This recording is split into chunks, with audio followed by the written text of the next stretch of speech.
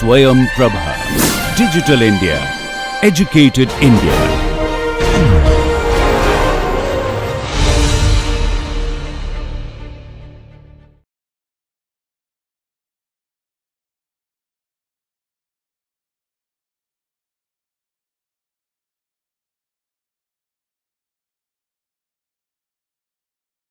So, in the last lecture, if I remember, there was a video lecture by one of my colleagues, my very senior colleague, Professor N. Chandrakumar. He talked about the Stern-Gerlach experiment, if I remember, okay? And he gave the history of this, how Stern and Gerlach were looking for 3 signals, but they got only 2 signals, and one in the middle they did not see. They sort of felt that it would not have been seen, and then later it was Uhlenbeck and Goudsmit who understood that experiment as due to a new degree of freedom that the atoms have and the electrons have. The atoms also have new degrees of freedom. The electron was the first one which was understood by them, and they called this as a spin 1/2 system. Okay. The number half is very interesting. Till then, quantum numbers were supposed to be integers. You remember Niels Bohr's model, if you recall. The electron goes around in orbitals or in orbits for which the angular momentum of the electron is an integral multiple of h by 2 pi, nh by 2 pi. Okay. N is integer. Sommerfeld, after Niels Bohr, 2016, introduced additional quantum numbers. He said it's not necessarily a circular orbit for which there is only one radius, but it's elliptical orbits for which there are 2 coordinates, and he came up with the numbers n and L. The second, he called it as the angular quantum number, L. And then Schrodinger's method, Heisenberg's method, all of them came up with quantum numbers which are 0, 1, 2, 3, etc. This is a step away, and Wolfgang Pauli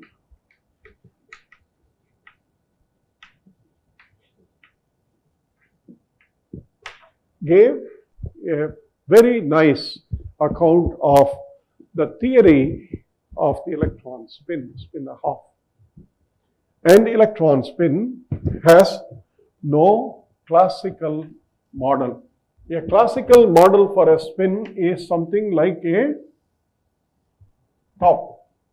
Okay? The top rotates like that. The top not only rotates like this, the top can also rotate in an orbit, like the way Earth is rotating. Okay? Earth rotates around the sun, but it's also spinning on its own. The spinning here is something that you can visualize. You can imagine that we are all going around and round. This is nothing to do with that. Okay? This is just a degree of freedom. It cannot be visualized. It cannot be visualized. And the exact theory for understanding spin 1/2 had to wait Dirac's formulation of the relativistic quantum mechanics for the electron, and later the field known as quantum electrodynamics, which is taking the classical electrodynamics into the quantum mechanical format. So these are all historical details. But what is important is the spin a half. I'm sure several lecturers have already spoken to you about angular momentum, right? Did anyone talk about spin angular momentum in the past? Yeah, what was, who did that? The name of it, but what was that? Yeah. Lakshmi Bala talked about it. What is the mathematics she talked about? The eigenvalues for a spin a half system.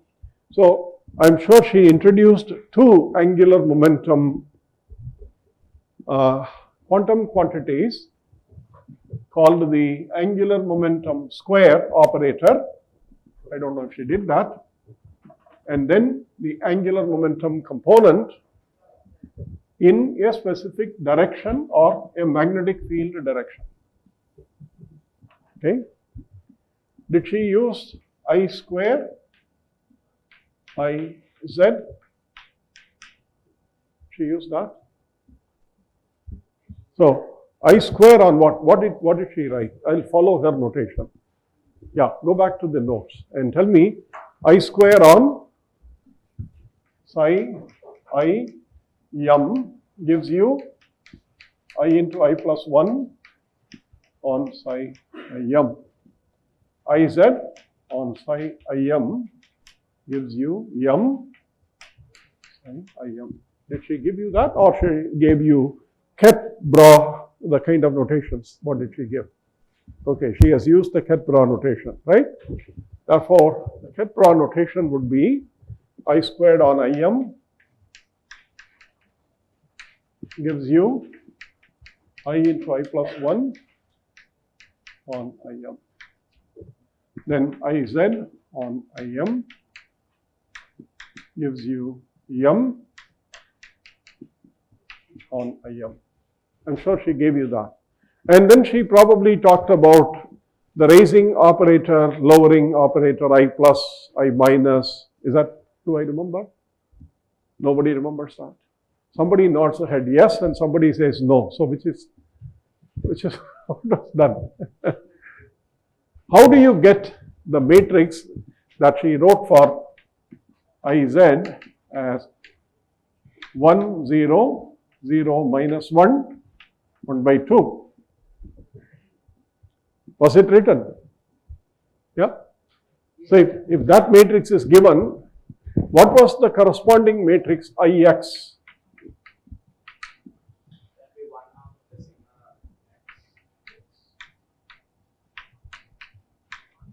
Iy.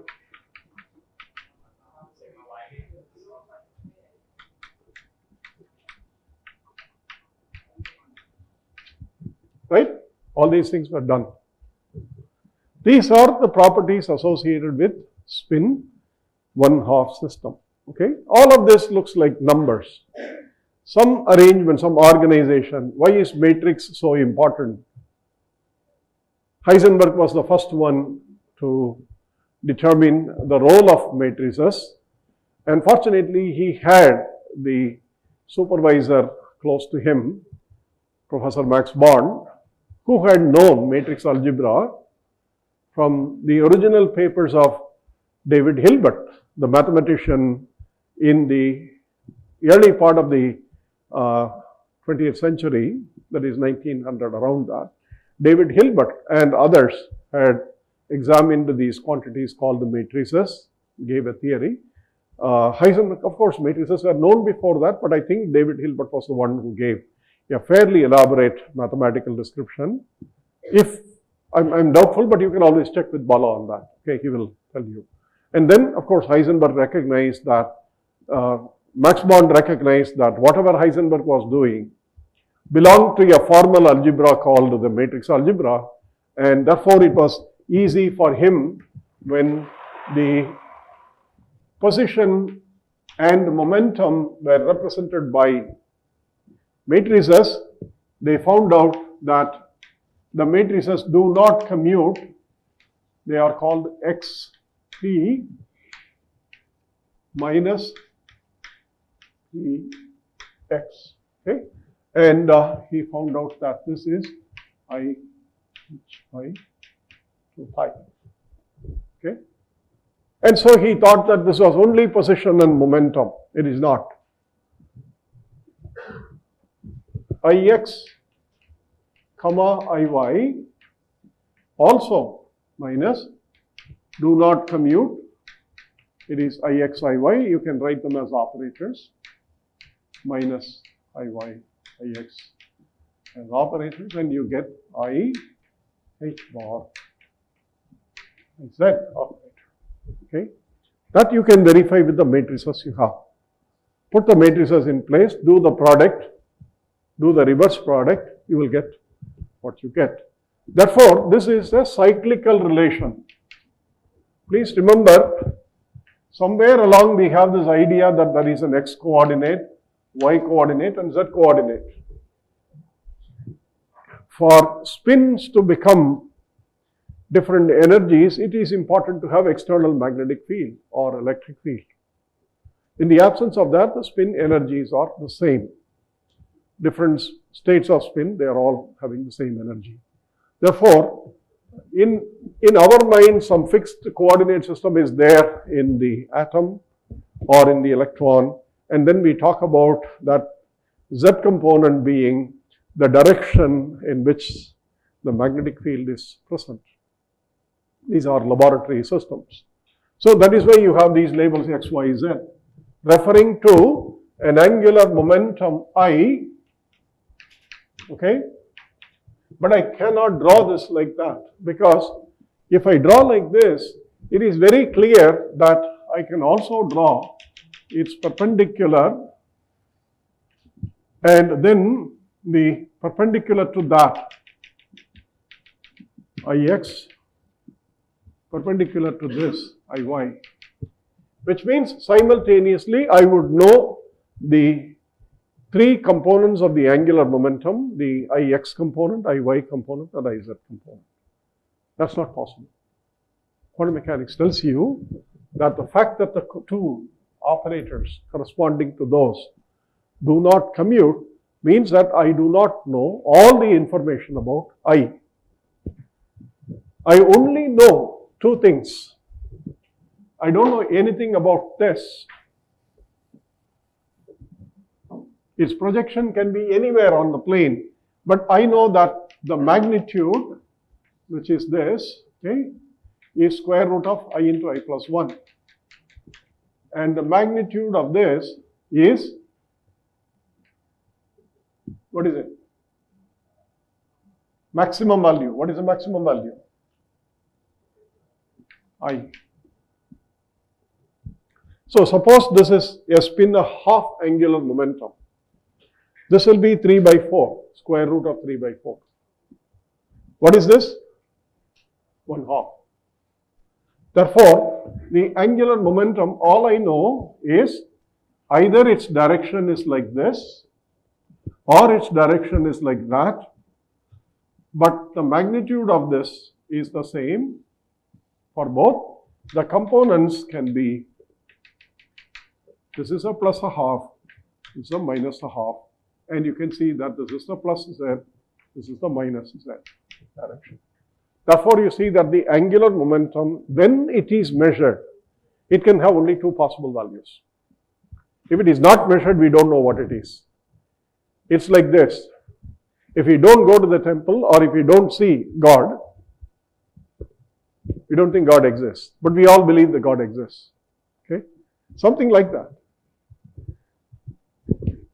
God analogy is one. But the point is, in quantum mechanics, we do not talk about properties of a system independently of what we can measure. This is a whole different philosophy from what you are used to. Okay? For you, all of you know that the fan is there, even if you don't see the fan. Okay? Or the fan is not there if it's not installed. All of you know that the sun is there every morning. It rises from the east, and every evening it sets in the west. Okay? All of us know. So does it mean that if we don't see, the sun does not exist? If we don't see, the moon does not exist. We don't know what the moon is until we see it. This was an argument. You would be surprised. This was an argument, very, very effective argument. Can we have properties for a system independently of whether we can measure it or not? This was a fundamental question. In classical mechanics and in chemistry and in biology, everywhere, we assumed that such properties can be assigned. A train moving or a single particle moving, we can assign two properties to that. Its position at any point and its velocity at that point. We can assign that. We can imagine that such properties do exist. But in quantum mechanics, if you have to describe the same particle using that, you cannot assign an exact value for its position and an exact value for its momentum at the same time. You can either measure its position or you can measure its momentum, but not both at the same time. You can measure its position now. A few seconds later, you can measure its momentum then. But there is no correlation between those two.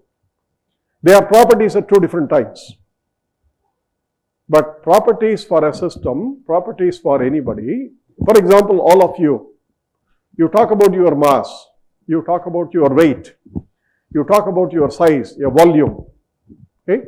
These are all measurable, these are all ascribable. For one person, all these properties can be given at the same time. This is my mass, this is my position, this is my heart size, this is my finger size, this is my X-ray, this is my MRI for this part. Every property can be assigned at a single point of time as properties, but these are macroscopic properties. These are not atomic, microscopic level properties. At the atomic level, certain properties cannot be known at the same time, provided the operators corresponding to those properties do not commute with each other. This is the most important lesson that Einstein felt very uncomfortable with. He argued with the whole of the rest of the scientific community. And there were lots of people who took his sides, including Schrödinger himself. He was in doubt very often. Is this the quantum mechanics the right thing that Niels Bohr, Heisenberg and all these people saying that quantum mechanics is only about measuring things, not about having a fundamental existence or properties? But that's how the physics has come. But what we can do in real life, in macroscopic life, is an average of many, many millions and millions of such properties, and we don't worry about those individual ones. We only worry about our mass. What is the mass of a proton in my body? Is it the same for all the protons? We assume yes. Therefore, there it's easy to add all the masses and say my total mass is the total mass of all the atoms in my body. We can do that. But such additions, such specifications like what you are used to, science as an exact prescription, is questioned by these kinds of philosophies. And please remember, these are not philosophies, these are real things. Today laser works, okay? Laser is out of, the transistor works. They are all quantum mechanical beasts. Okay? They all work. But we don't really understand how to describe them except in a very limited way. The spin is another example that you can only talk about the magnitude of the spin and one component of the spin. Okay? Suppose you want to talk about the magnitude of the spin and its component in the x-axis direction. Suppose this is the x-axis.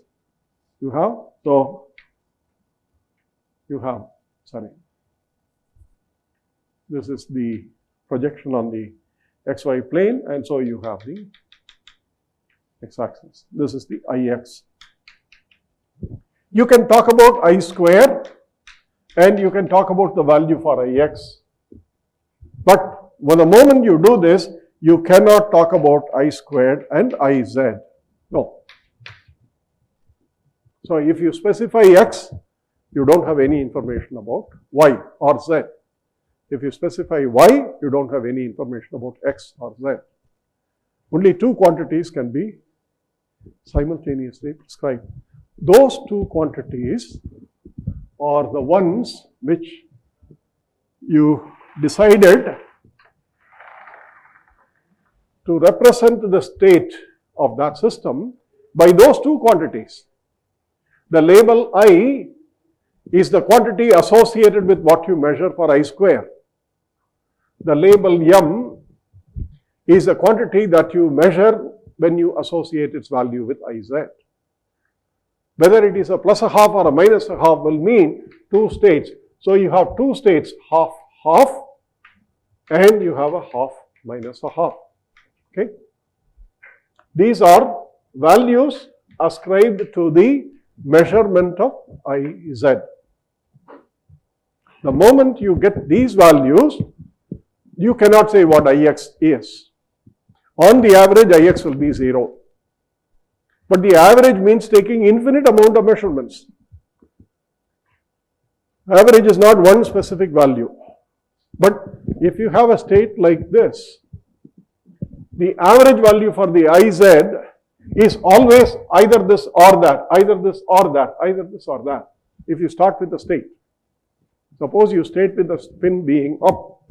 No matter how many times you measure its IZ value, it will always be half. If you take state which is down with respect to the field, no matter how many times you measure IZ, you will always have. Those are called eigenstates.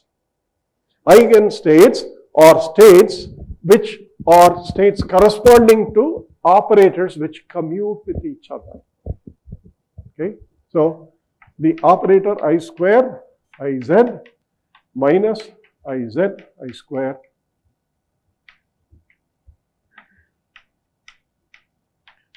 is 0. Is 0.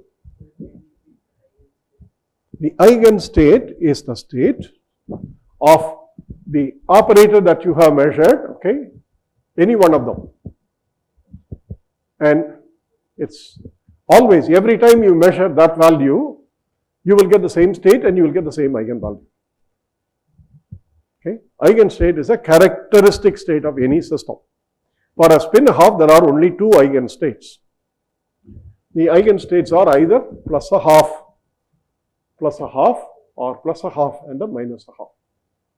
This is for the I, this is for the M. Okay, so these are, now, therefore, what is the meaning of Ix? How do we get the expectation? How do we get the value for Ix? We cannot get an exact value. We can get, every time we measure Ix, if you repeat the same measurements on the same system, you get different values. On an average, you will get 0. Ix will be 0. On an average, Iy will be 0. This is what the spin angular momentum that Lakshmiwala would have talked about. Did she talk about qubits? Okay, what is qubit in terms of these? How do you define a qubit? A qubit, one qubit, how do you define? One qubit. In physics, mathematics, chemistry, biology, definitions are exact. How many basis states are there in a single qubit? 2. What are those two states? This is 0, this is 1. And you call this as 0, you call this as 1 if you wish. The 0 and 1 is with respect to some photon polarization properties, or you can also write this as alpha and write this as beta. Okay. These are, the qubit is a linear combination. It's a linear superposition. What is linear in that?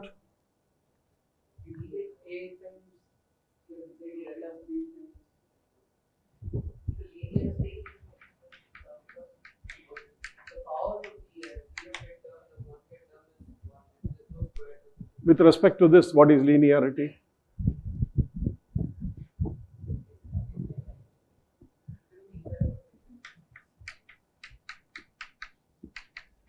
That's linearity. Okay?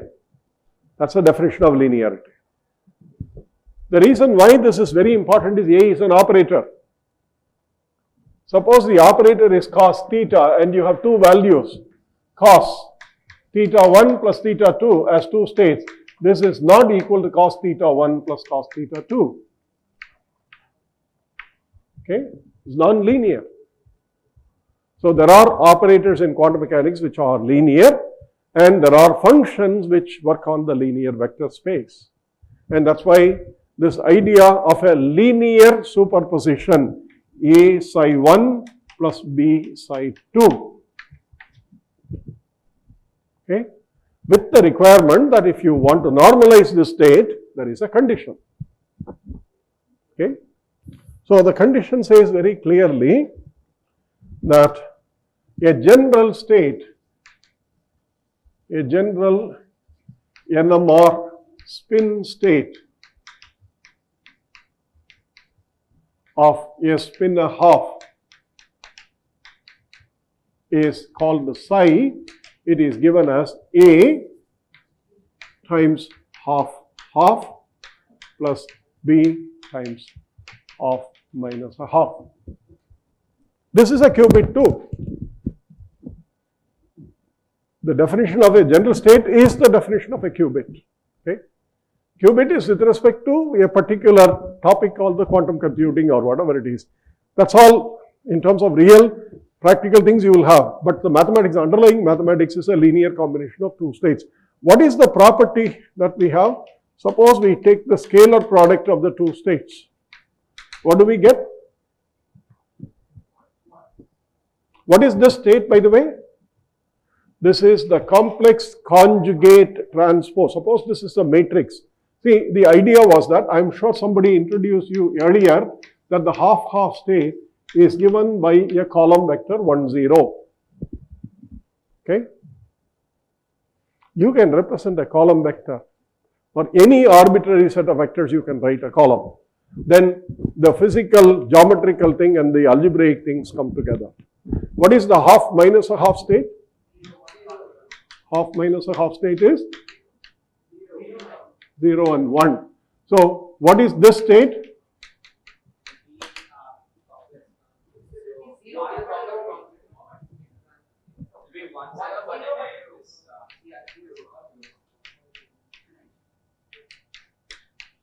What is the star? What is the complex conjugate of 1? Because there is no imaginary component. Okay, so the real number is its own complex conjugate. And therefore, you can see immediately that multiplying half-half with the half-half gives you 1, 0, 1, 0, which is 1. Okay, that's a number. That is a number, that's a scalar. And likewise, what is this one?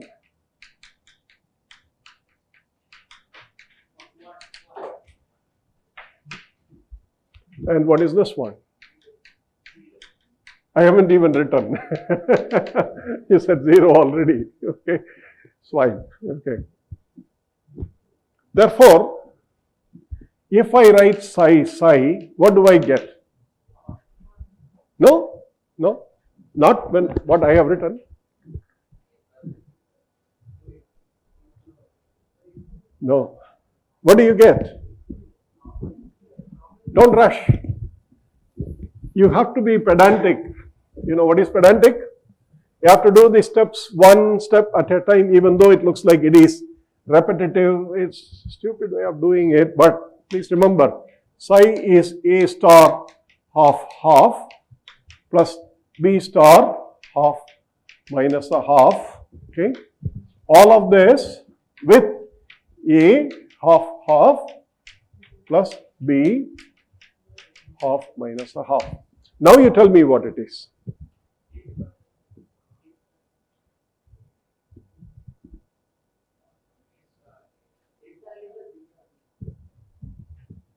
This is what?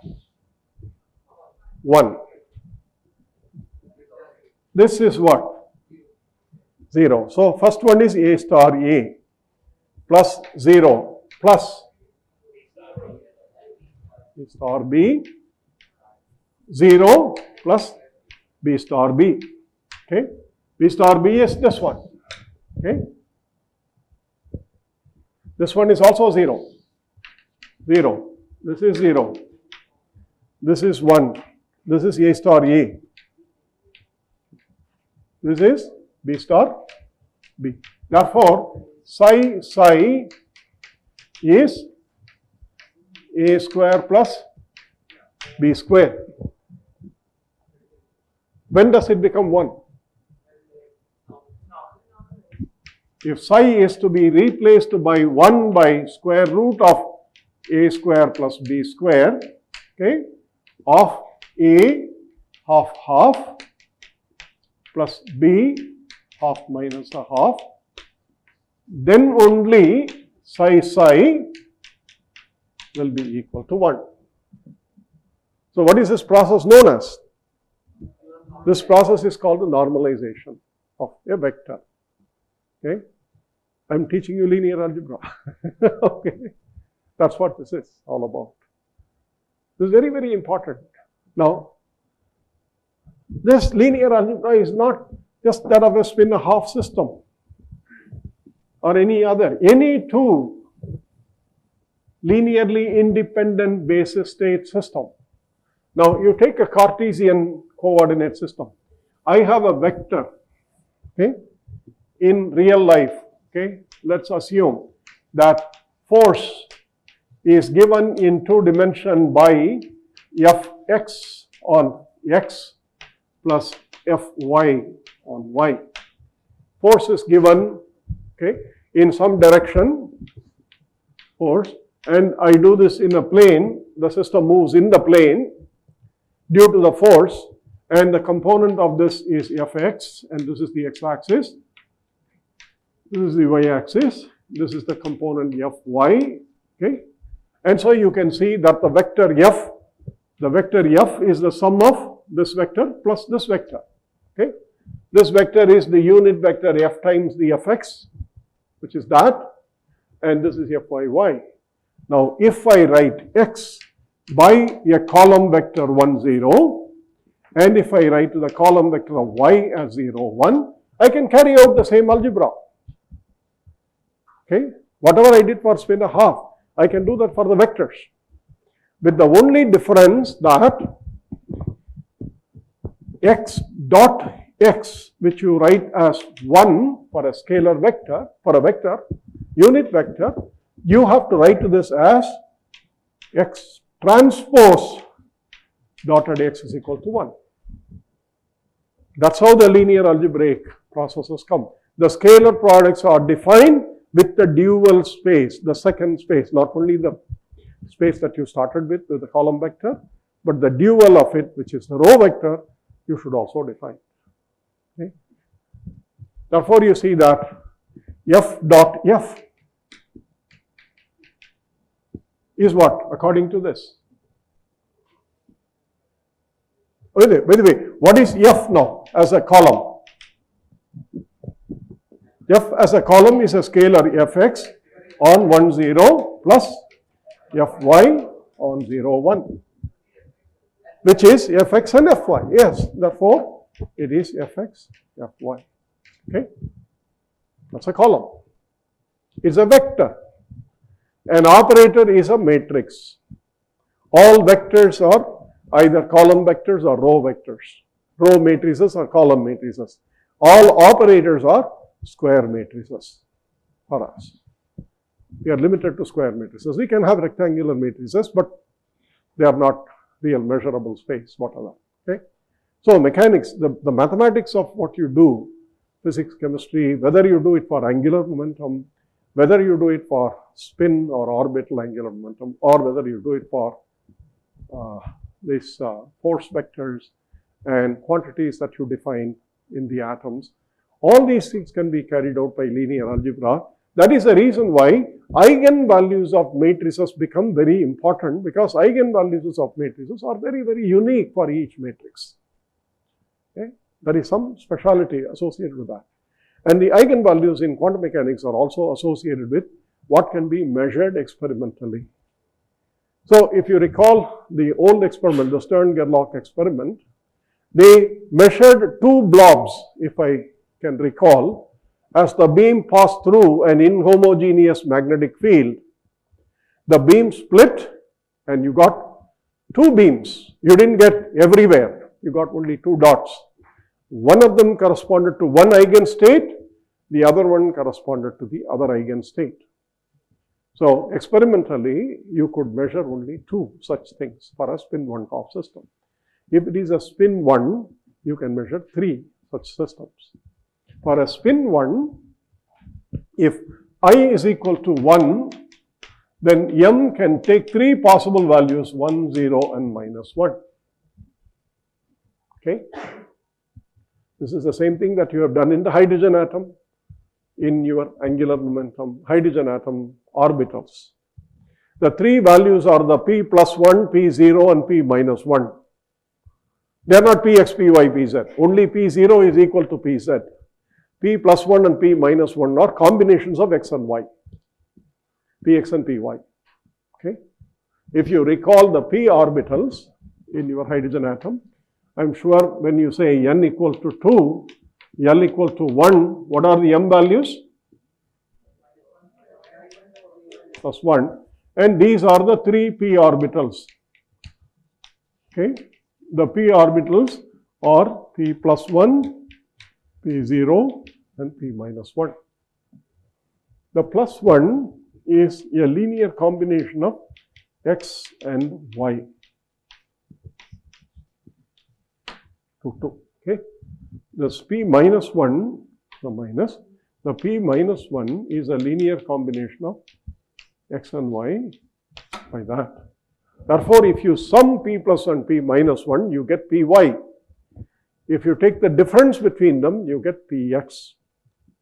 Okay?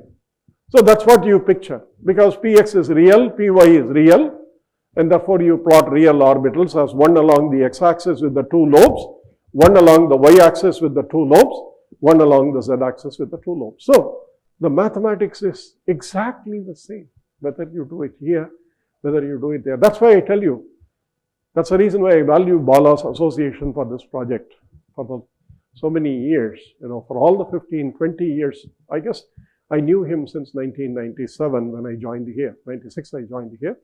97 I came to know of him. And the first thing I looked up on his was that he is from his PhD he did from a university which is very well known to me for many physics publications that I had looked at in my research. So I was so happy to meet him and then ask him after NPTEL project started, ask him to come and record lectures in the studio, which he refused to do initially, okay? But then eventually he convinced himself. And now we have 5 of his courses online, seen by more than a few million students all over the world, okay? Some of the most beautiful physics lectures that you can get. The mathematics is much more clearly understood for physical real systems by the physicists more than the chemists. The chemists are always, at the end of the day, the chemists in the laboratory, they work in the laboratory most of the time.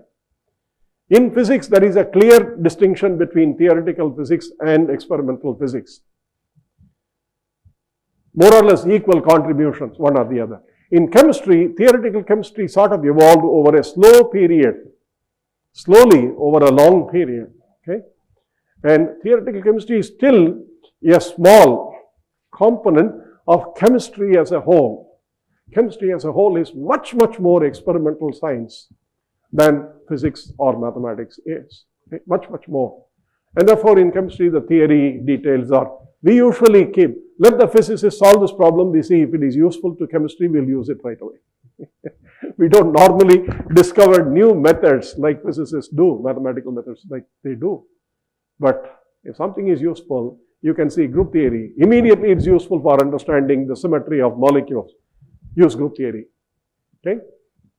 Linear algebra, immediately it is useful for solving computational chemistry problems. Subramanian talked to you, I guess. Did he speak to you? Computational chemistry, Professor Subramaniam, V. Subramaniam, short chap. Talk to you how chemistry is involved in solving real world problems. Mathematics. Mathematics is from mathematical design and from the fundamental quantum chemistry design. Okay, so now with all of this, let me get back to the actual lecture I wanted to give you, a little bit about the nuclear magnetic resonance experiment. Okay. Now, did anyone talk about NMR till now? Eigenvalue always? No, this is for matrices representing what are called the Hermitian operators. In quantum mechanics, there are different, see, the matrices themselves, if you write, matrices have special matrices, right? There is a unitary matrix, there is orthogonal matrix, there is adjoint matrix, there is Hermitian adjoint matrix. There are different kinds. Okay? The matrix is called Hermitian. Suppose I say A, B, C, D. For this to be a Hermitian matrix, its Hermitian adjoint is denoted by this symbol. Okay? It is equal to transpose complex conjugate. So you do A star, C star, B star, D star.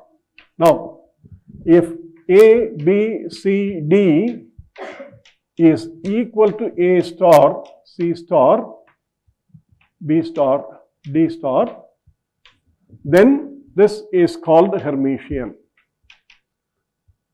In honor of the mathematician Hermite. Hermite polynomials were well known for many years, hundreds of years. Hermite. Okay? If the matrix A, B, C, D is equal to its transpose complex conjugate, it is called Hermitian. In quantum mechanics, operators which are represented by Hermitian matrices are representing observables, experimentally measurable values.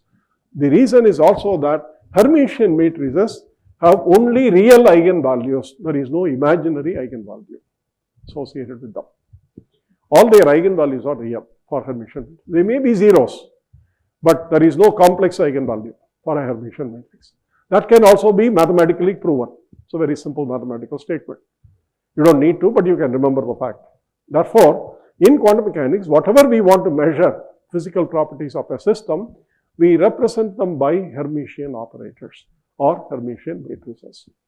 And the process of doing that involves the basis functions, like what you said, for a spin half, 2 basis functions.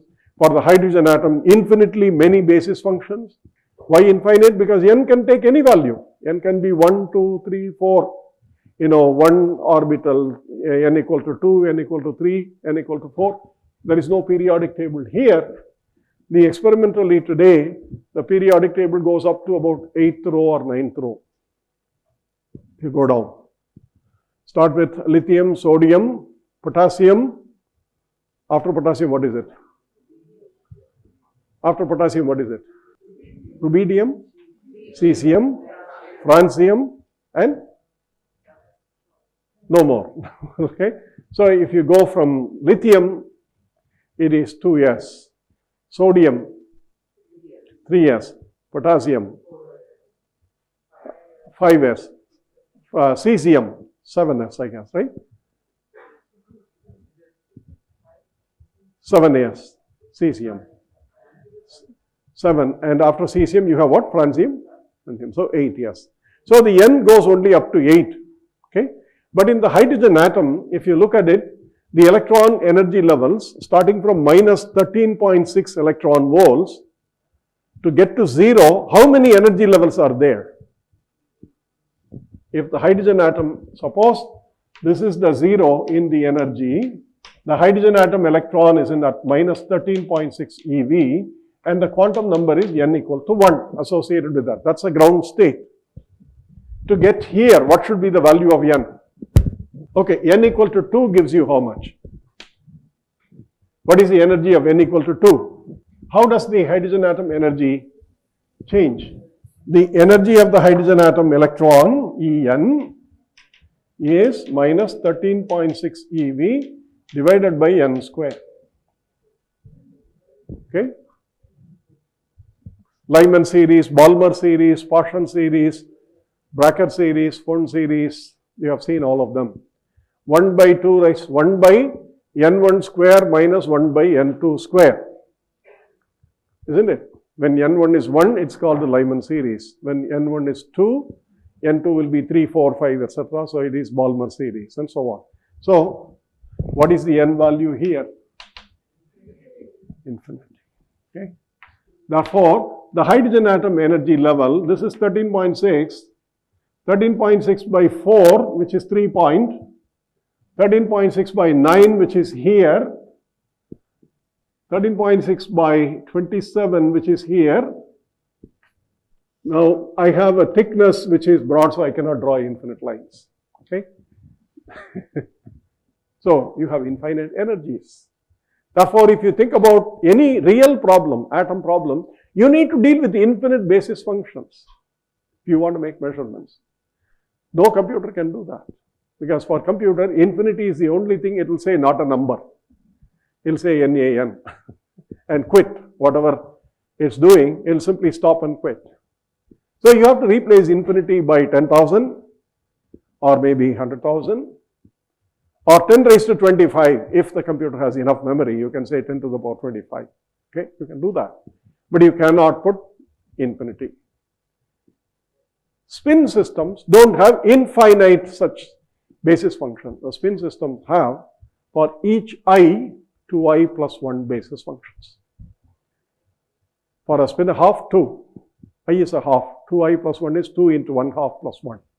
So which is 2. For a spin 1, 2 into I plus 1 is 2 into 1 plus 1, which is 3. And those are 1, 1, 1, 0, 1 minus 1.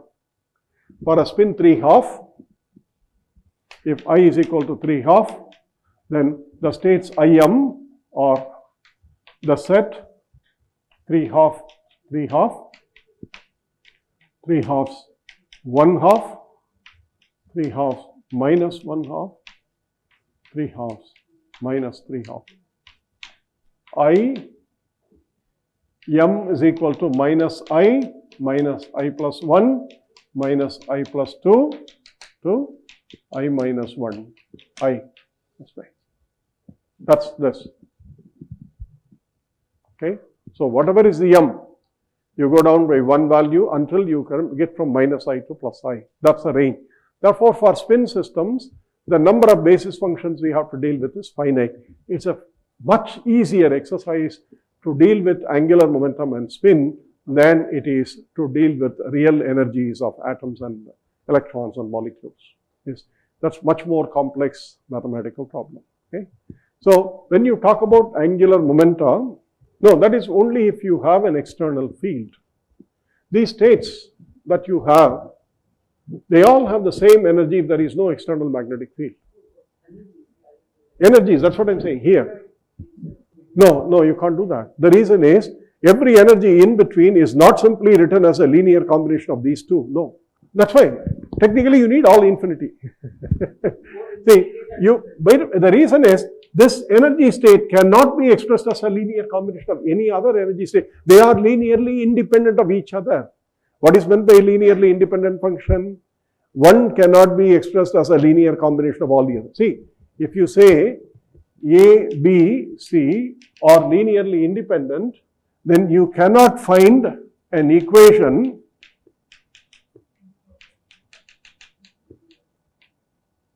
is equal to 0 unless n1 is 0, everything is 0. X vector, what is X vector? Can you express the direction X in terms of linear combinations of Y and Z? So if you agree there, why not agree here? 1 by n square is a number. The state associated with this number is what is called the 1s function. Okay? The state associated with minus 13.6 by 4, there are 4 states. They have the same energy. You cannot express any one of them as a linear combination of those two only because that state is linearly independent of this state. Okay?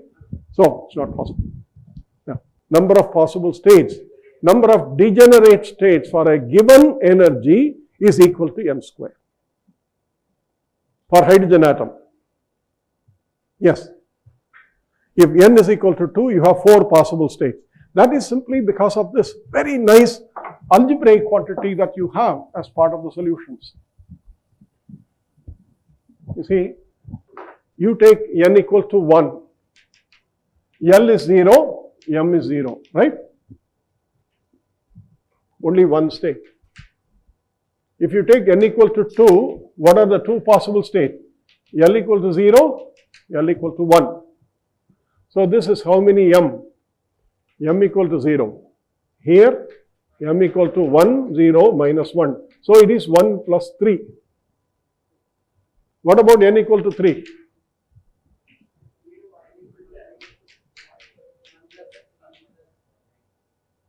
For n equal to 3, the sum 1 plus 3 plus 5, what does it give you? So what is the sum 1 plus 3 plus 5 up to n square? What does it give you? That is n square. That is n square. Okay. So that's why you get 5d orbitals, you get 7f orbitals, 9g orbitals, 11 h orbitals. Of course, g and h are not there in science. But in physics, you can go up to spherical harmonics up to 9. Your antenna, your mobile antenna, if you look at the electromagnetic radiation, they are all on a spherical system. This algebra is no different for electrical engineering. It's no different for any spherical system where you want to describe a trigonometric function in terms of the basis functions of a spherical system. The number of basis functions for a spherical system is infinite. They are called the spherical harmonics.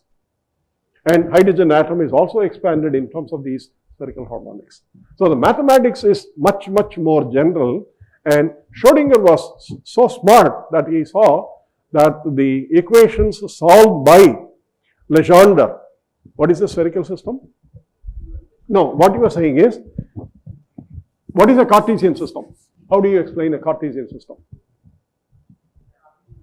Cartesian, you explain in terms of 3 coordinates, right? X, Y, Z. So any vector here is a linear combination of all the 3 or 1 or whatever it is. Now, a spherical system is defined as E1, the basis vector, as minus x plus iy by root 2. Okay. E0 as z. E minus 1 as x plus iy, x minus iy by root 2. Okay. These are different ways of explaining a function as a function of x, y, z, or as a function of 3 new basis vectors. These are called the spherical vector, spherical component. Okay. So if you can write the same vector A, let's write that to get an idea what is a spherical vector. I'm going away from my lecture, but that's okay. The same vector, suppose you write A is equal to AX, X plus AY, Y plus AZ, Z. Okay. This is a description in Cartesian coordinates.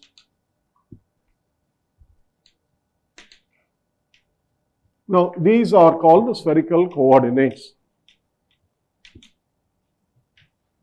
Likewise, we can define spherical coordinates for higher order, rank 2, rank 3, and so on. Now, if I want to write this in terms of A plus 1, you call it as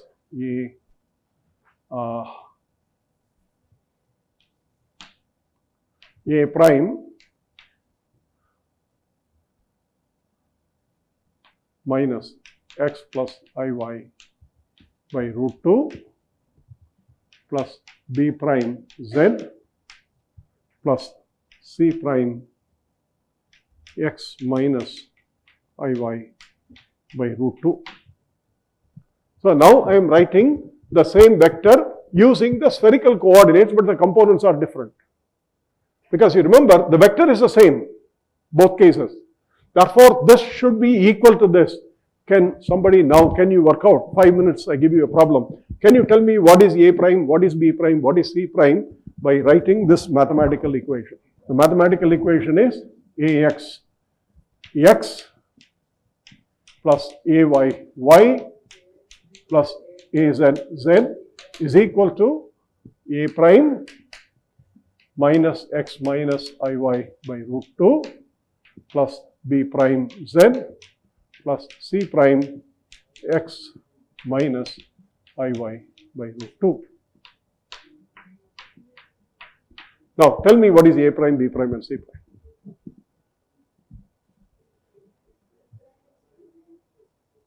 What is B prime?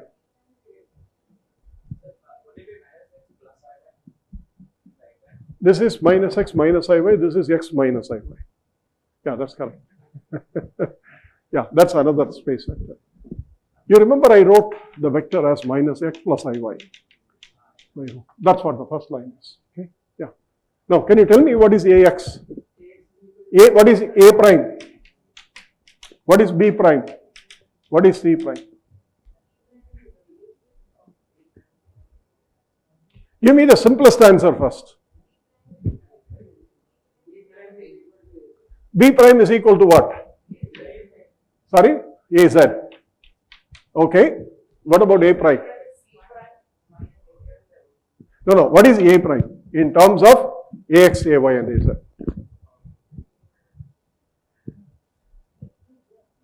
You have to equate the unit vectors on both sides.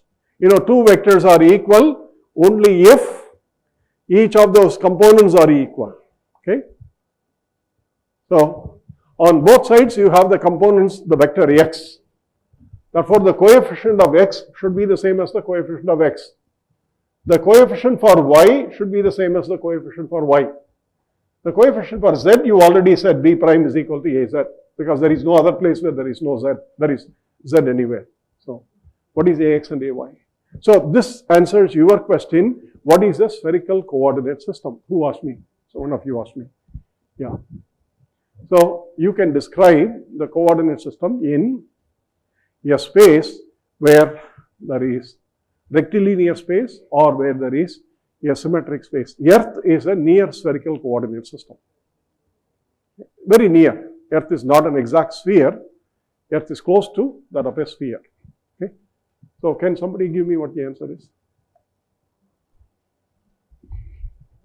Everybody should attempt. Okay. Everybody should attempt. See, the whole exercise here is for you to keep learning. Yeah.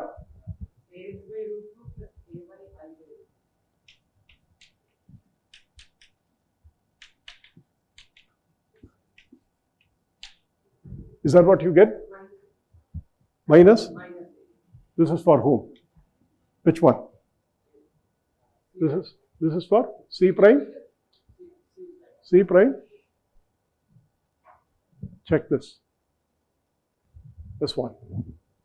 Minus A prime by root 2 plus C prime by root 2 times X. Okay? What is the corresponding one? Minus I A prime by root 2, then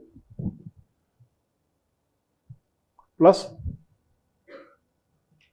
C prime by root 2 Y plus B prime Z. Okay. So, this is equal to AX. This is equal to AY. So, what is A prime? A dash is equal to, yeah, IAY, and B dash is, what is this? B dash is Z, AZ. What about C dash?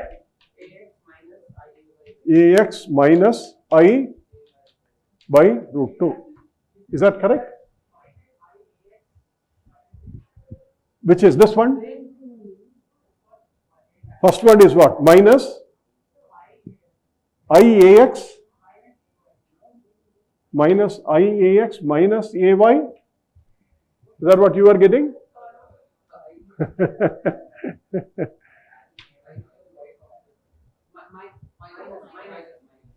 This is minus?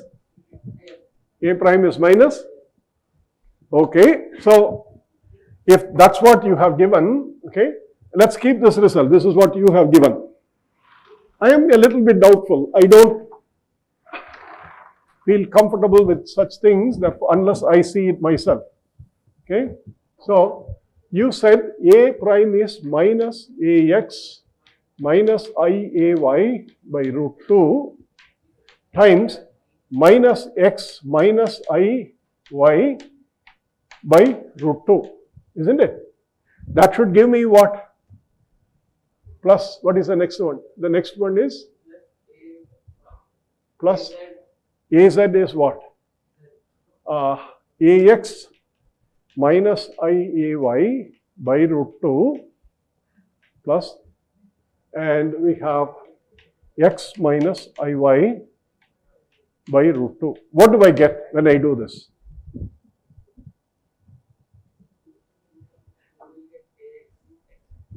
Yeah, see, this is a minus AXX, this is AXX. No. This is plus, isn't it? This is plus and this is plus. So you will get AX. Okay. What about the next one? Minus I times minus I is minus 1, right? Minus I times minus I is minus 1, and therefore what do I get? Minus I into minus I is minus 1. I square is minus 1, minus I whole square is minus 1. I into minus I is 1. But I am getting minus AY, is that correct? Minus AYY. But that's not what is there on the left hand side. So what's the correct answer? Elementary algebra. What's the correct answer?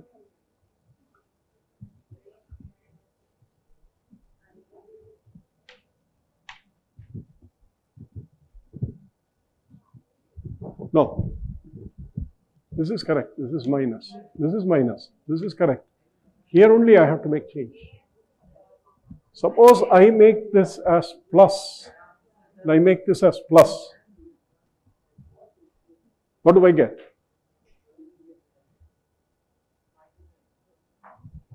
IAY times minus IY. What do you get? Plus AY by root 2. And root 2 is 1 by 2. This is also 1 by 2. So therefore, there is a problem. You wrote AXX, AYY, AZZ. Now, you see that the vector is not very simple in spherical system. They are complex conjugate. Please remember, you wrote one vector E plus 1 as minus X plus IY by root 2. And E minus 1 as X minus IY by root 2. What is the relationship between these two? Minus 1 times E plus 1 star. That is a minus sign. Okay? Minus 1 will give you what? This minus will go away. Okay? But the complex conjugate of this will make this. Therefore, that is E minus 1. Sorry. E plus 1, E minus 1. What is E1 plus 1 dotted E plus 1? Scalar. X dot X, X dot Y, you do that. What do you get for E plus 1, E plus 1? Somebody from your side. Just do the calculation. All you need to do is, it is minus X plus IY by root 2 dotted with minus X plus IY by root 2. The minus becomes plus. What's the square of this? What's the dot product? X dot x is 1. This is a dot product. X dot x is 1. What is this one? I square y dot y dot. What is it? Minus 1. What about x dot y? 0. What about y dot y? 0. The vector is not orthogonal like your x dot x is equal to 1. Please remember, this is x dot x is equal to 1, but in the space of spherical system, they are complex conjugates of each other with a minus space. Complex algebra, I tell you, when it was first discovered, nobody knew that the whole world will be run by complex numbers. Okay, the whole of electrical engineering, the whole of computer science, the whole of the world seems to accept the imaginary number I as a real, as a quantity that's needed. Any measurement that you make, if you take, please remember, we cannot measure complex quantities. We can measure real quantities coming out of the complex numbers. You cannot measure I, but you can measure the number associated with I, which is a real number. Okay? That's the reason why in complex algebra, Z star Z is measurable. Z square is not measurable. Z star square is not measurable. It has a real component and an imaginary component. But if you take a complex number multiplied by its complex conjugate, it always gives you a real number, and that is the reason why psi star psi is associated with the probability, not psi square, not psi star square. Okay? That's how quantum mechanics came. Psi star psi is a probability. So complex numbers are very, very important in science and in angular momentum, everywhere. Okay?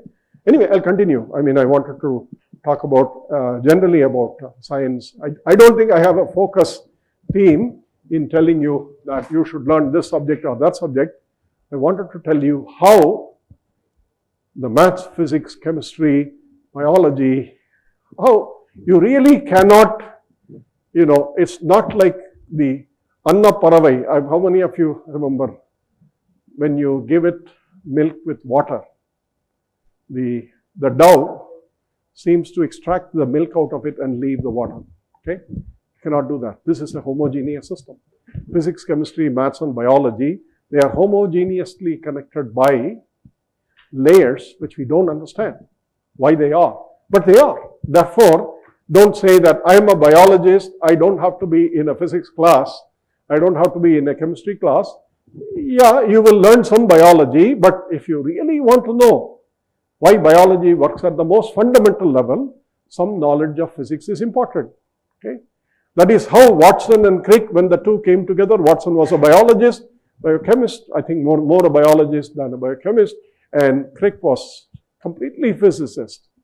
You see, the two came together and they came up with the structure for DNA. Okay? It's the junction between these multiple, or it's the interface between these domains where the most interesting things happen. Where most of the bulk of the phenomenon is like the ocean bulk. It is the surface which creates all the problems for you. Okay? That's the surface which creates all the currents. That's the one which creates all the cyclones.